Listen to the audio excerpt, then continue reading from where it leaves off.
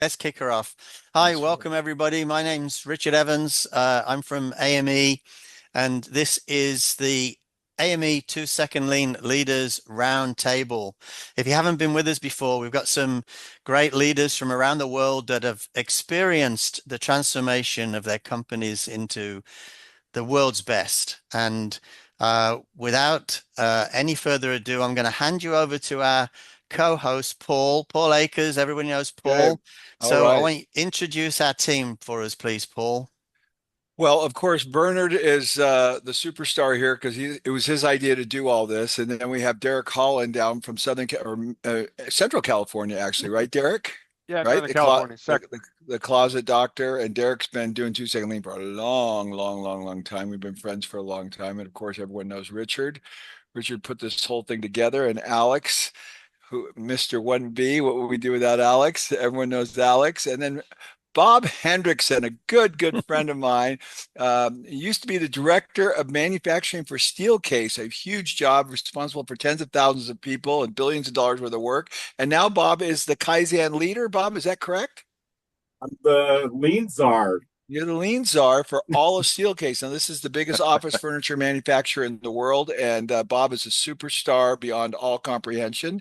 So we've got a great panel today, and we're going to ask questions. So everyone knows on the panel, the way this works is you only have 60 seconds. You cannot bloviate. You cannot go on and on. We want to hand the ball back and forth. We want this fast moving. We want your opinion, boom, to the point, and move to the next question. So let's go, Richard.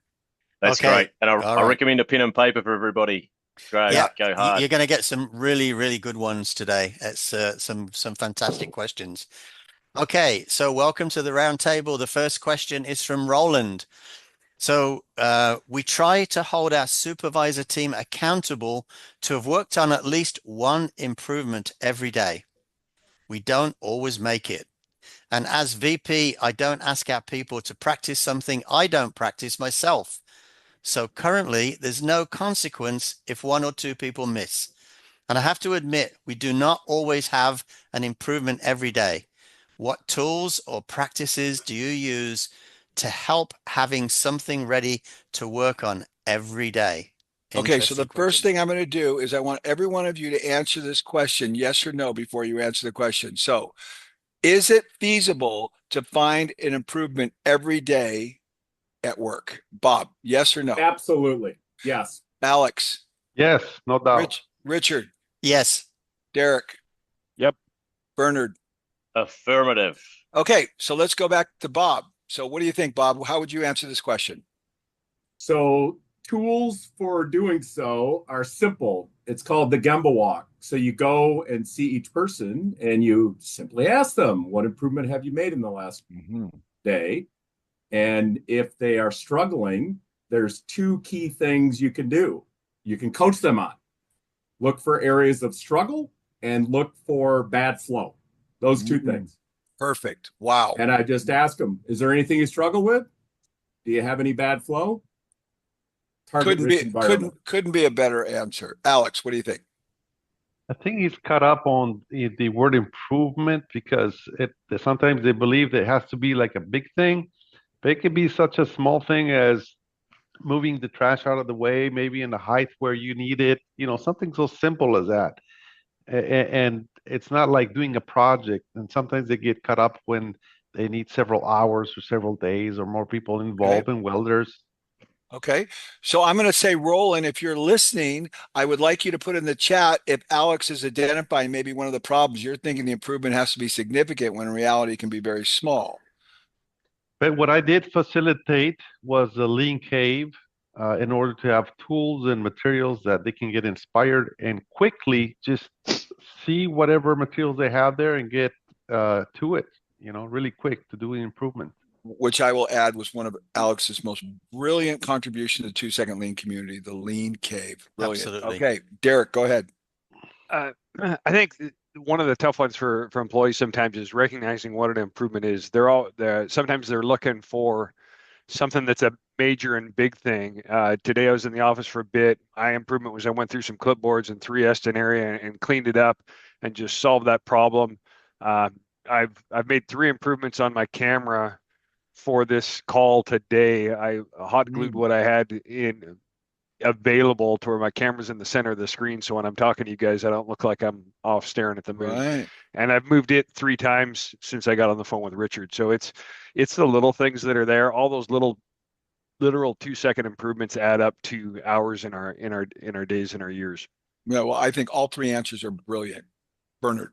Yeah, great answers, guys. Awesome. I think there's sort of 2 questions here to unpack. One is how do you hold them accountable, and is there consequences if you don't improve? And then the other one is how do we make it easy? Well, if I can quickly answer one at a time, the first one, not everyone agrees with me on this, but we started a while back actually doing a scorecard at the end of every day, and it's on the chat. So you've got a red cross if you haven't improved beside your name, and you've got a green tick if you have. It's pretty brutal and visual, but it's amazing. It's really helped because I love it. It takes away all the fluffy stuff. It's like, yeah, did you, didn't you? Well, you did or you didn't, right? It's black or white. So, and now we've just implemented an employee scorecard so that every month with your pulse check, it's a 20 working day scorecard, and you can see, and it's trust based, but you can see every month whether if you want to get a pay rise and you want to move to the next level, part of that is making an improvement every day. So you're tying it back to people's growth and learning in the company. It's not the only thing, but it's in there. So there's about 10 or 12 things in that scorecard. So that's really powerful. Not everyone agrees, but it's so powerful. It's been helpful for us, and we've helped a few other businesses with it. The next one is how to make it easy. Well, I think you guys have covered it, but just keep asking what's bugging you right now. Where's the struggle? Remove the struggle, fix what bugs you, and have a little list of improvement suggestions like, is everything off the floor? Is everything on wheels? Is everything got an SOP? Is there a walkaway standard for everything? All those little simple things. So have a 20-point or a 10-point checklist of little improvement suggestions. So there's lots of little things you can do, and away you go. But you've got to keep the rope tight, and you've got to really follow it through. I think it's excellent answer. I want you to elaborate on one thing very quickly. What is a walkaway standard? So a walkaway standard is a photo of your area, and we have these all through the business of what the area should look like when you walk away. Really simple. So what is the standard of your desk? What is the standard of your office? So we have them on almost every wall, so you can see exactly how that spot should look. And sometimes they're changing by the day. Sometimes they might stay stable for a week or 2, but you're always upgrading them. It's really simple because you can see straight away if something's out of place. Really powerful. Well, I tell you, who's ever listening, they should be getting a lot out of this. This is phenomenal. Okay, next question. So Paul, I got one more. Yeah, go ahead. One of the best tools that you can use, Roland, is the video recordings of the improvements you've done previously. That's going to trigger the thought processes of people and saying, oh my God, I didn't realize that happened. I can do that in my area. And that will keep rolling like a snowball going downhill. Really good. Okay. Awesome. Okay, next one. Will from Lebanon, US. What does excellence look like for your business, and how do you communicate and teach it to your team?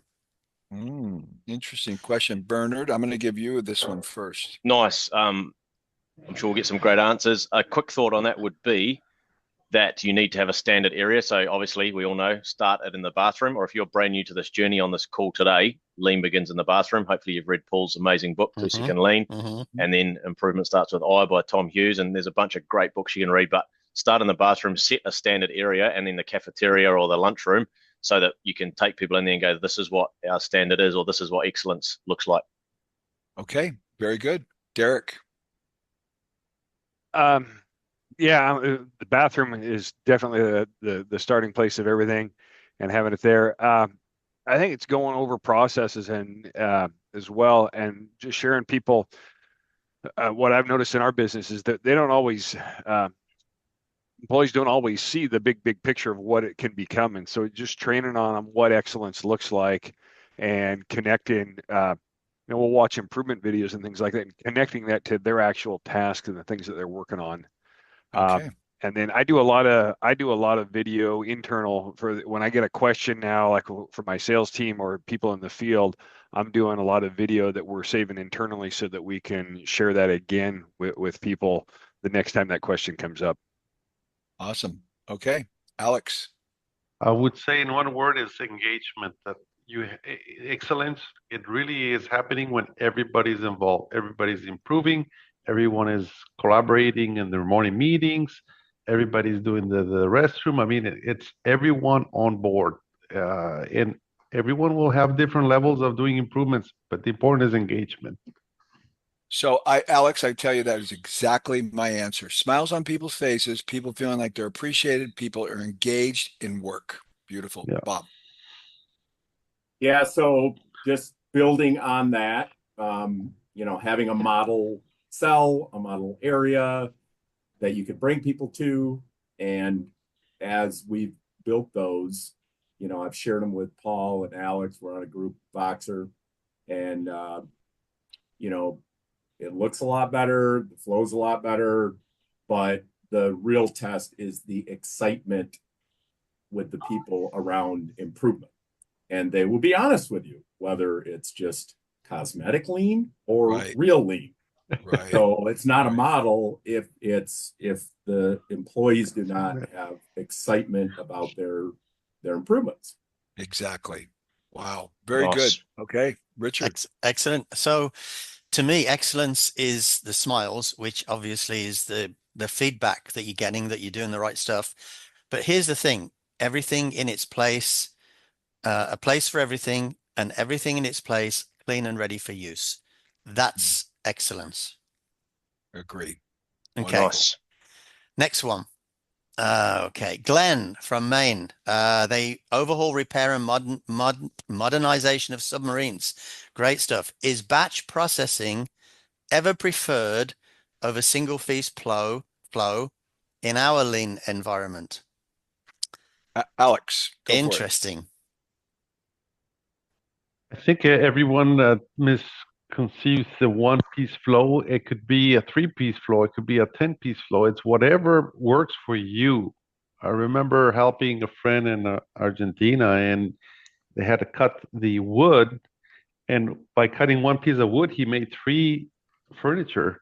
So it made so much sense that it was a three-piece flow. And when he Right. understood that, the waste went down and everything just because he was optimizing his sheet of wood for three pieces. So it's really it's not the one piece. It's whatever makes sense for your business, for your team, for your shop. Okay. Derek.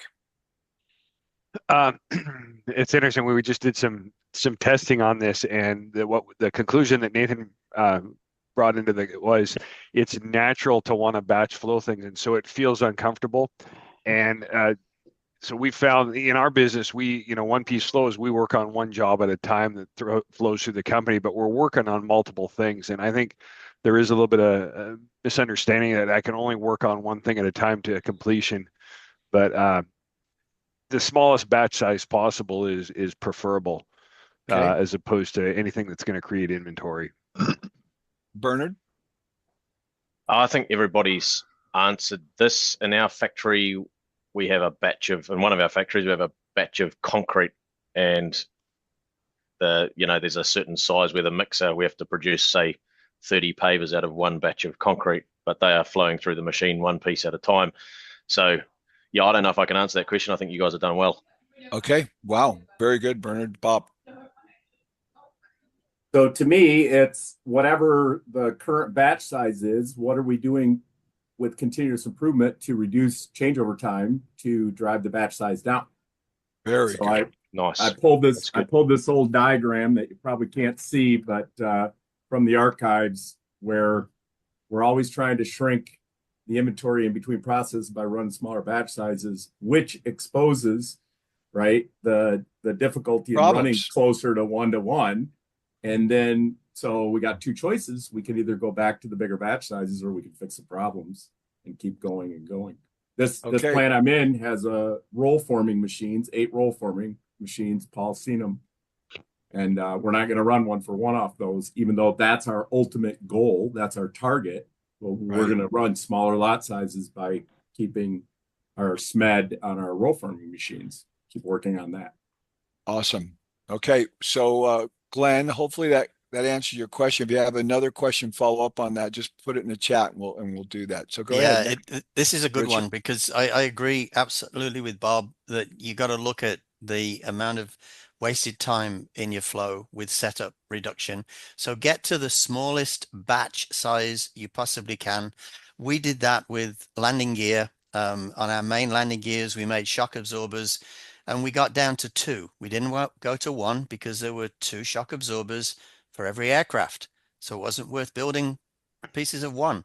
So go to the smallest batch size you can. I think that's really good. Okay. Very good. Okay. Awesome. All right. From Putra in Toronto, how do you go about training new employees to get up to speed on lean? What about your seasonal employees, if applicable? Okay. Bob, you want to try that one? You have to do a lot of that. Yeah, I mean, we try to follow a 10-90 policy where 10% is in the classroom, 90% out in the Gemba under the guidance of a coach. So that's the power of the model cell. Okay. And that's how we do it. Seasonal help, it is tricky, because they're not here that long, but we still include them in our trainings. Okay. Bernard, what do you think? Yeah, it's a great question. And we have this challenge all the time. So in one of our factories yesterday, we had 2 new guys join us. So the key thing here for us is always they join the morning meeting immediately, right? So they're coming straight into that culture. They were blown away, these 2 blokes. They always are, new people. So because they're being exposed to these new ideas straight away, they're being valued and appreciated and heard immediately. And so they get that feeling from day one. But even before day one, even if it's seasonal workers, we still give them our full, we call it the Premier Playbook, which is like a handbook that keeps growing, and it's got all our principles, our values, our lean principles, all the things we believe in. So they need to read that.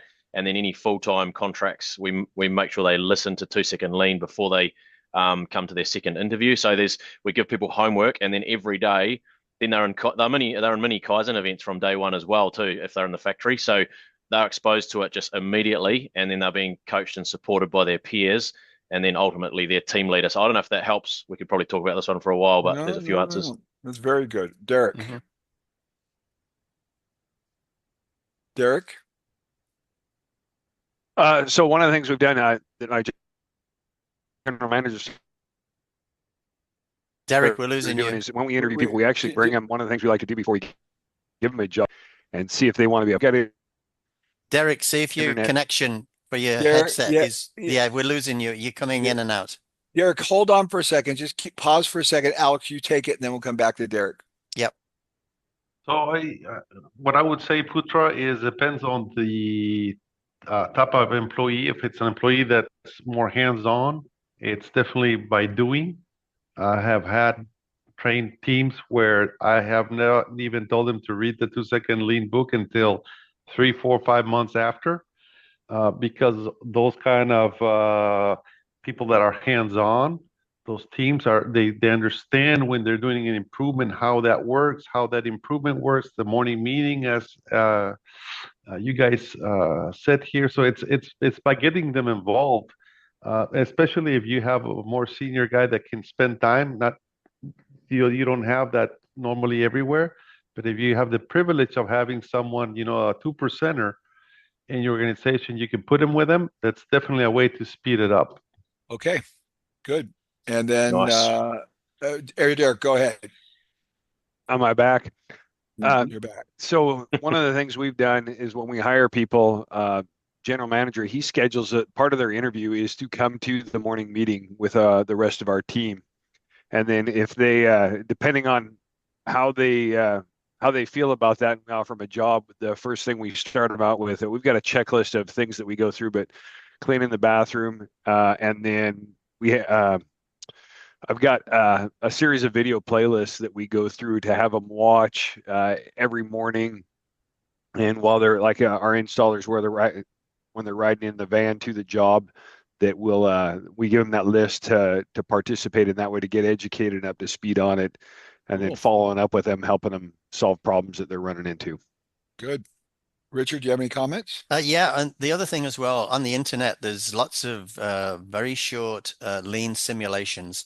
Just go and pick a couple that would be applicable to the type of employees that you've got with your business that you've got. I know Putra is looking after the maintenance of the city of Vaughan in Toronto, so they do the snow clearing, they maintain the parks and stuff like that. So any simulations that would help them understand something relative to what they're going to be working on is going to help, as well as all of the videos that you see going across everywhere with all the 2 second lean. Those videos are so inspiring, and they will get people up to speed very quickly.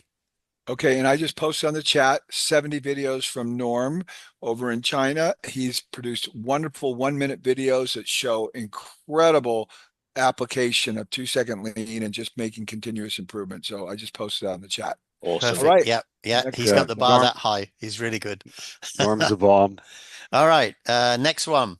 Pablo, our friend Pablo from Argentina. What improvement Yeah. opportunities do you recommend for working with suppliers that are not aligned with the lean culture? Okay, I'm going to give that one to Bob first. He has to deal with this on a mega level. Bob? Yeah. So partnering with your suppliers, at least offering to show them what we do and come alongside them to help them. But we definitely have a bell curve of our supply base. We have about 3,000 total suppliers, and some embrace this stuff and others run total batch and long supply chains, and we deal with the symptoms of that. We've got a massive one right now that we're dealing with, and we're hand to mouth from the supplier, and yet we have 2 bays worth of material. How can we have extra material and we don't have what we need? So Steelcase has a really good culture of being willing to go, they'll send me or one of our plant managers or other folks on a Go work with them. jumping mission to work with them. Yep. Smoke jumping mission. I like it. It's exactly right. Okay, Alex, go ahead. I would invite him to his shop, Pablo. Get him in your shop and tell him, and they can see the problem. If you're talking about defects on the supply they have, they can see what are the consequences, and they normally when they see the impact they have on their bad service or defects, they will try to get on the bus. And also, if they're able to have a bigger problem that you can help them with and they improve it, they're totally on board. Okay, very good. Derek, go ahead. I'm a small guy. I don't have a whole lot of sway with my suppliers, but I just say that it's communication. We've got one big supplier that for one time they were doing something that was the most unlean thing possible, and I made a video and sent it to my rep and said send it to your boss. And at a show I talked to him and they said I was in a meeting with the president of that company and we watched your video twice with like 50 of the higher ups. And the truth is it didn't really change or improve much, but it is what most suppliers aren't getting feedback from anybody. People are like, that's just how it is. Yeah. And it's surprising when you tell them, hey, this is a dumb idea, and that they go, oh, well, nobody's ever told us that. And so, so I try to give with everybody that I work with feedback on it to help them improve their business, because I look at it, I'm a long-term relationship. I won't sell you out for a nickel as long as you take care of me. So let's work together and have a long-term relationship. And most of my suppliers I've had for forever because of that. Awesome. Okay, Bernard. That's great. This is good question because it's a kick in the backside for me. The key things would be invite them for a lean tour as part of your lean tour operation, and then go see them for a site visit. So we don't do enough of it, but we do some of it, and then start sending them your 2-second lean video compilations from each day as well. And then, like Derek says, you're giving that constructive feedback. So this is an area we're not very strong in, but those are my thoughts. Okay, so for us at FastCap, because we're both vocal and visible about our lean journey, everyone knows about us. So when a vendor comes to us, they're not coming to us just thinking we're another company. They already know that the expectation is going to be incredibly high. So my response would simply be vocal and visible about your lean activity. And I think it will, by default, they'll have to rise to a different level. But go ahead, Richard, do you have something? Yeah, next month we've got a 2 second lean tour with Oryx Doors and Systems from Dubai with Guy. Oh, he's great. He Wow. has He's a got great guy. a great little video on his website, and you look at that and you immediately know you're working with a company that's got high expectations, just like you Yeah. have, Paul, with everybody. Yep. So I have something on your website that shows who you are. And then when, your suppliers come, they can see this is what the customer I'm dealing with.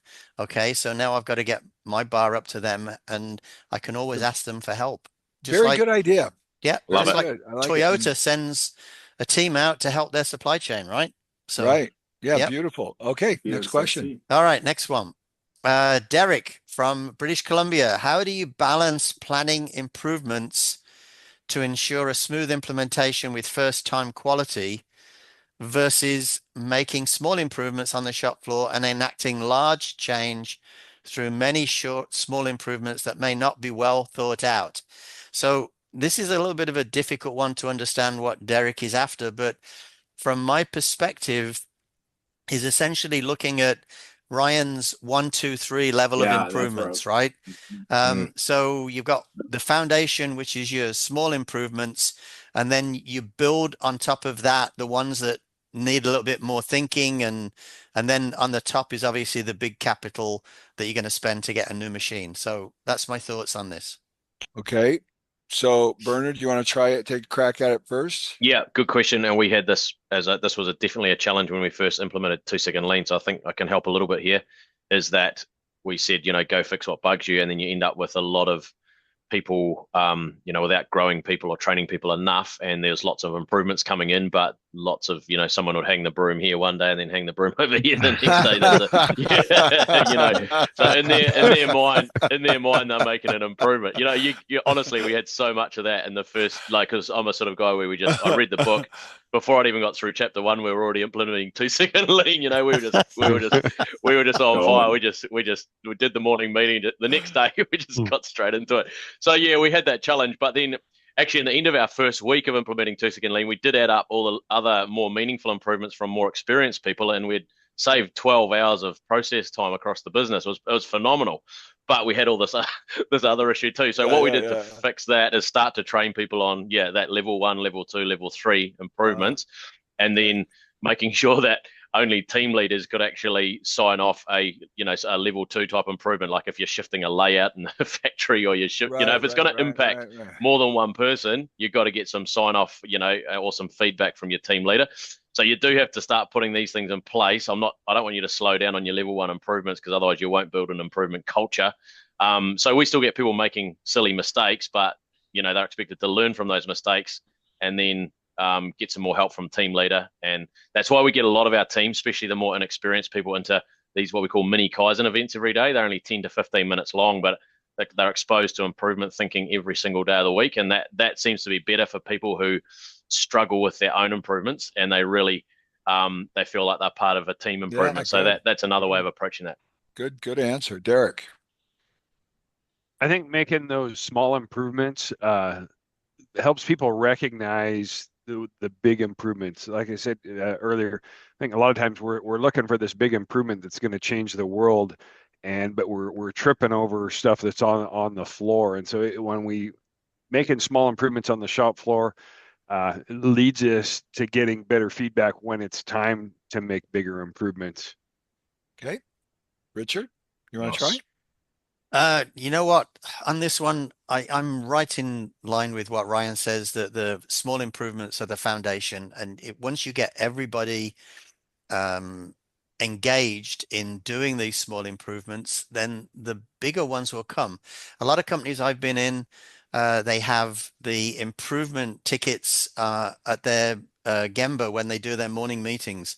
And some of those ones have to be signed off by the team, and then others have to be signed off by the leadership. So it's all about, daily accountability of what you're going to do, but encourage the small improvements, and the bigger ones will start to come. And that's where you're going to get the large change. You're going to get the high flow improvements by doing the Okay. larger ones. Alex? Nice. So we had the three type of levels we're talking about here. So if it was more than the 20, 30 minutes of 3Sing and improvement time, it goes to the lead man takes that call. If not, it goes to the supervisor. And if it takes more than one day, right, then it went up to me.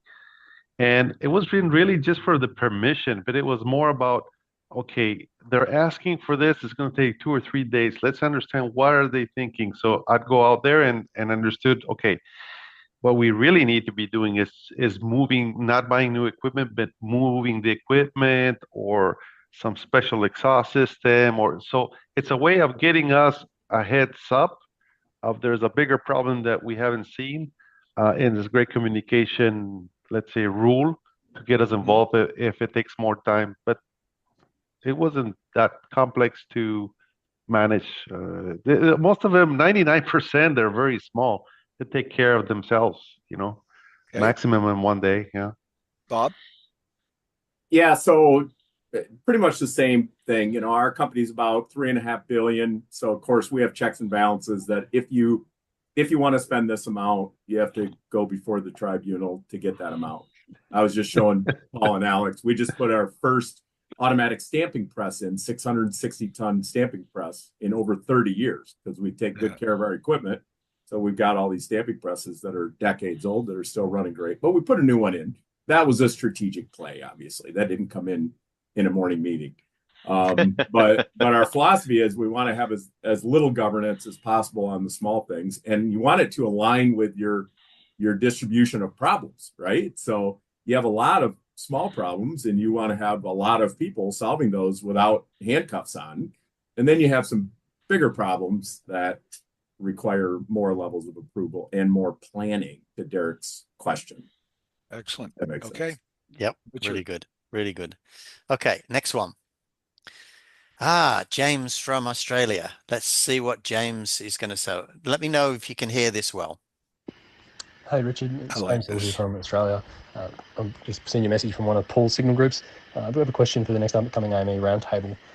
My question is I'm part of a lean team, continuous improvement team that's been charged with the mission of teaching lean across the whole entire mine site of 2,500 people. I have myself and a team of 7 other people. I'm just curious about if the people in the AME roundtable were in my position, how would they structure their day and what would their team routines look like? As a team. Right now, one of my struggles is that I've adopted this team that aren't really lean maniacs, and I'm trying to work out how I supercharge them and turn them into lean maniacs, and also help get the word out there in the mine site and teach how amazing lean can be. How about that? Everybody hear that? Yeah, so Yep. Richard, the first question I have for you, do you think James is saying that his team of 7 people are not lean maniacs? Is that what you derive from that? Yes, I do. He's obviously part of a team that looks after 2,500 people, and they've been engaged to put 2-second lean into place. So he says, how do I make the rest of my team lean maniacs? That's easy for me, but I'm not going to answer the question. I'm going to give it first to Alex. Go ahead, Okay, Alex. cool.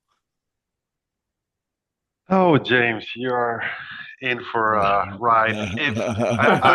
First, James, more than you're not going to transform your team of 7 people just like that. What you really need to do is focus on the leaders of this 2,500 people organization to make sure that they are buying into it. If not, you're going to spin your wheels and you're going to put a lot of effort for something that's not sustainable. So when you find that 2%ers, work with them. And by example, you will pull your team, but you won't be able to get the same excitement as you are because you're part of the 2%, obviously. But more than anything, get the good buy off and pick the right place to deploy because a 2,500 is quite a big.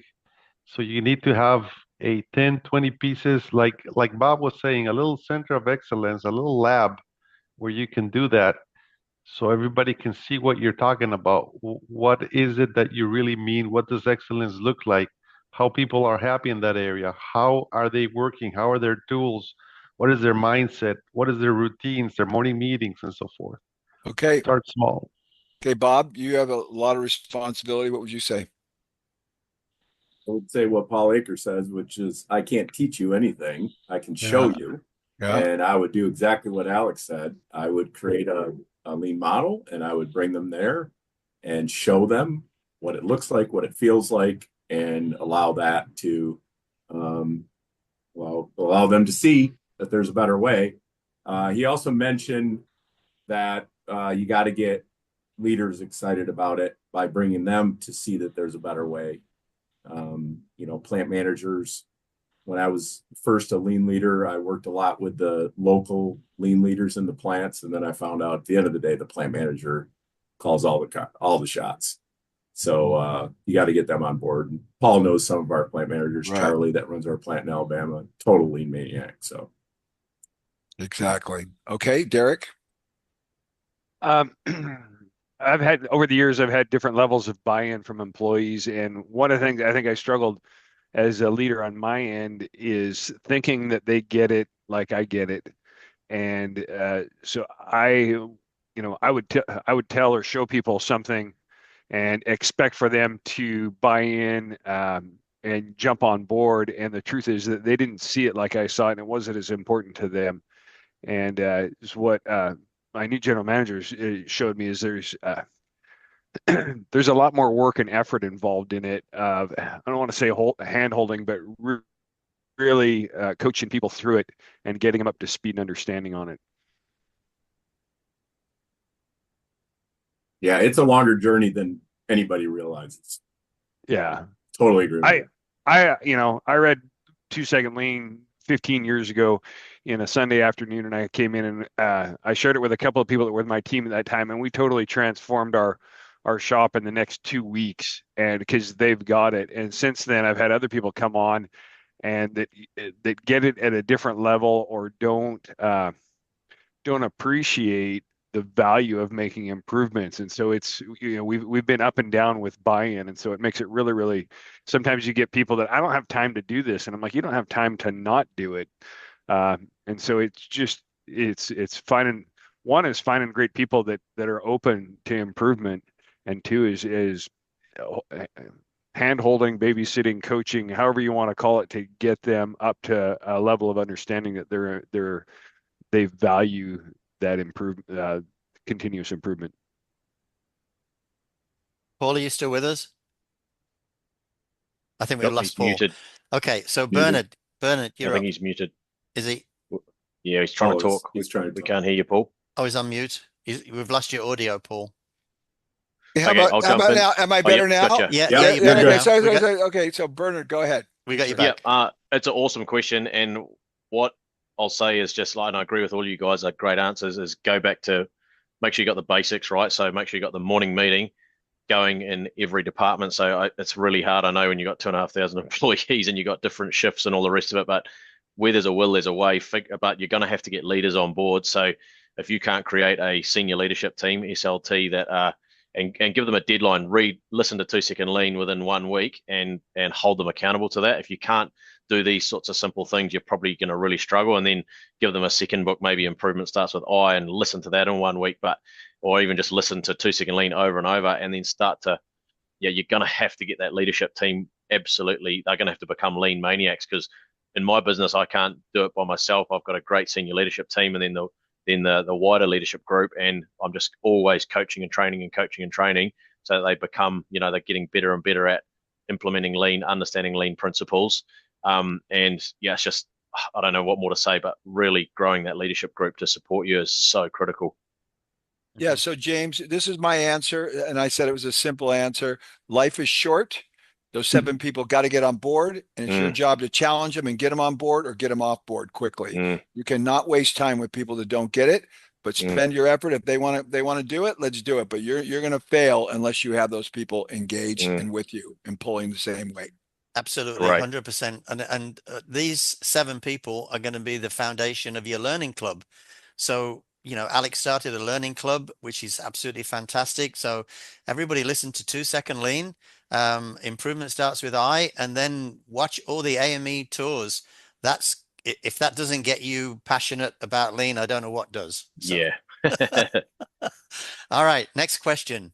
Don from Canada. This is a great one. Prior to the pandemic, we had a great lean team.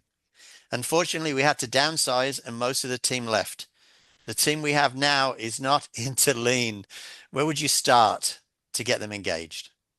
Okay, so on this question, Richard, how do you feel about this being the last question? Is that okay? If you're on a tight time, that's fine because we're at 4:38 my time right now, so we've still got another 20 minutes. But if you got something to do, Paul, that's fine. Okay. Bob, you don't know what I want to do you? I know exactly what you want to do. I'm looking at the wind forecast. I think we all know. I He was wants- not in the water today, and I need to Okay, be he in wants the to water. catch the wind. Okay. Okay, last question then. All right, last question, Paul, just for you, because this is all Okay. about you and getting us all curiosity where it starts. Okay. Go. Okay. So who's going to take it? I'm not going to take it.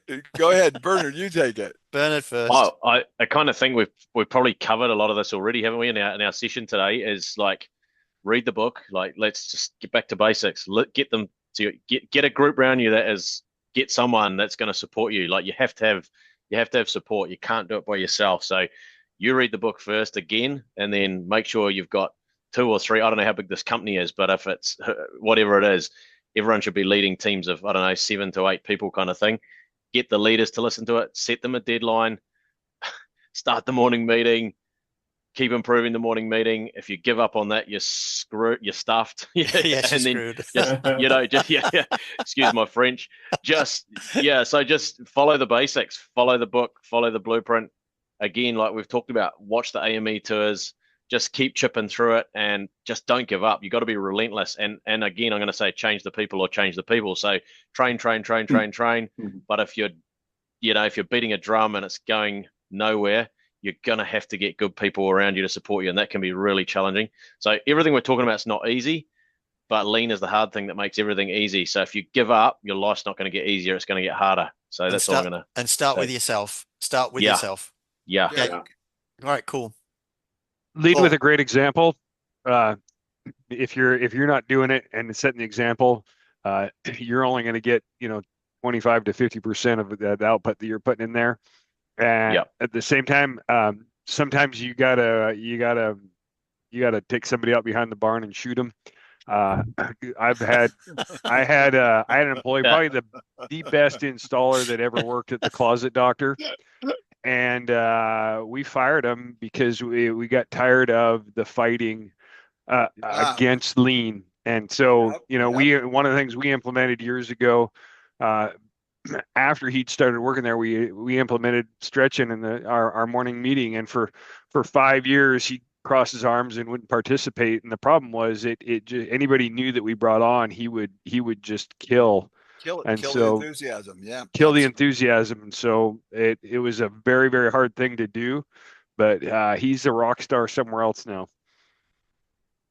Okay. Alex. The whole question brings it's like I got to call on Don here, because if you reduce the number of people, you normally keep the good ones.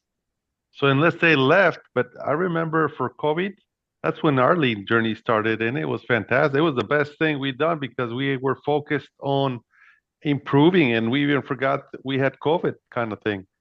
Yeah. So I think really that there's something else going on there, Don, that is more like, I don't think they see you exactly with that energy to push the envelope. So I would put it back on you and challenge you, Don, because the rest are excuses. Yeah. I mean, so this is the first question that was asked. The whole roundtable is: if you're not out there doing it, if you're not passionate, you can forget it. Absolutely. People follow leaders who are passionate. I learned this directly from a Toyota top leader in Japan. People follow people because they believe in people. They believe in their leadership. They believe in their passion. And if you're not passionate about it, no one's going to follow you. No, 100%. Yep. Bob. It starts with you. Okay. Bob. Is Bob still with us? Oh, yeah. Nothing more to add. That's the leanest ad. That's the leanest ad ever. Okay. All right. So I just want to thank everybody for today. Incredible. We're going to let Paul catch some wind. Yeah, you guys are awesome. It's Thank incredible. you. I I got thought out you of the said- water. I thought you said pass some wind, Paul, but long as it's catch some wind. I do a All lot right. of that at 64 too. Blowing 23 right now, Paul. Okay, I'm going, baby. All right, Okay, you guys. everybody, thank you Take so care. much. Okay. Catch next month. We've got a tour with Guy in Oryx in Dubai. It's going to be absolutely fantastic. And we'll let you know when the next Leaders Roundtable is. Everybody, Bernard, Alex, Yeah, everyone, Bob, thank you. Derek, You're awesome. Paul, thank you so Okay. much for everybody. Great group. Thanks, Have a great- everybody. have a great Thanks for round. having me. Bye, guys. Thank you. Great. Okay. Thanks to all our viewers. Thank you Okay, so much bye-bye. for joining. Yeah, and thanks for everyone. Great turnout, everyone. Great turnout up there. Thank you, everyone. It for was coming. phenomenal. And please spread the message. Tell all your friends because we'd love to see more on these to spread the message and help more people. So please and pay it when forward. we pass those links on, make sure you guys pass them on to everybody. we Get will. as many Yes. people as possible. Okay. All right. Please. All the best. Awesome. Bye-bye. See you everybody. later. Thank you, guys.